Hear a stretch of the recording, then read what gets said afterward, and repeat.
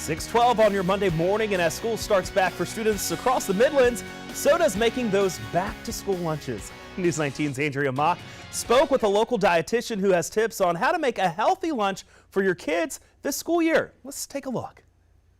The time has come, like it or not, back to school time is here for the children. And listen, I know it is hard, moms and dads, packing those lunches and giving healthy after-school snacks when a bag of Doritos is just so easy. But we have invited our dear friend Kay McGinnis from Lexington Medical Center, who is a dietitian and a diabetes educator, to talk about why we shouldn't be doing the Lunchables and the processed foods and the Doritos and have all these healthier alternatives. Kay, thanks so much for being with us today. So excited to be here. All right, you were first talking about the importance of bread alternatives and picking the right bread if we're doing sandwiches for lunches. Tell us about some of the options here. Okay, so I really love to turn the label over and try to look at the fiber content. Okay. And I think it's really cool to give the kids an option so that it's not always about bread. Okay. So it could be, it could be a whole wheat bread, it could be a tortilla, it could be the naan bread, it could be the flat bagel breads. So all of these would be really cool options. And tell me why it's important for us to look at the fiber. Because, when we talk about plant-based, when we look at the diseases that bother us as adults and that are gaining in our children's population, it's all about our choices. And fiber is a really big choice for not just our blood sugar, our heart health, but it makes us feel fuller.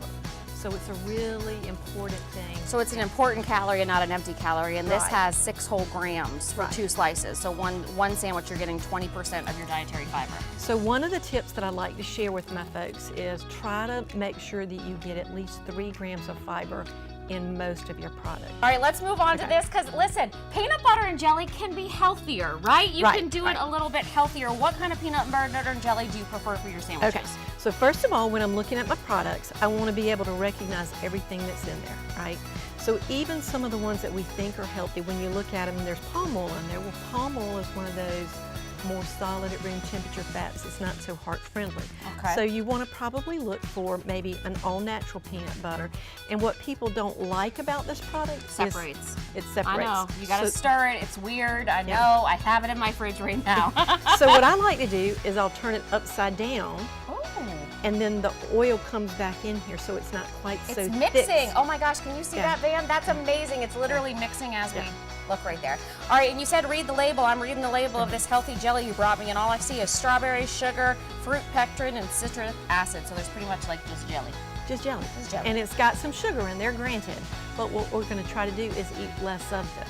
Okay, let's move down to these other options. Listen, if you would have packed me any of this any day of the week growing up as a kid, I would have been excited. What are some of these ideas for our kids' lunches? Okay, so I do love the wraps, and we always want to try to think about those core food groups, right? So we want to make sure we've got some protein in there. We want to make sure we've got some fruit in there. We want to make sure we've got some kind of veggie in there. And then, you can do a little bit of a fat in there. Or so many of the children will eat the veggies if I give them a dip. So I've got a couple tips on that. You can now buy like the ranch powdered seasoning mix and add it to a low-fat Greek yogurt. Brilliant. Yeah.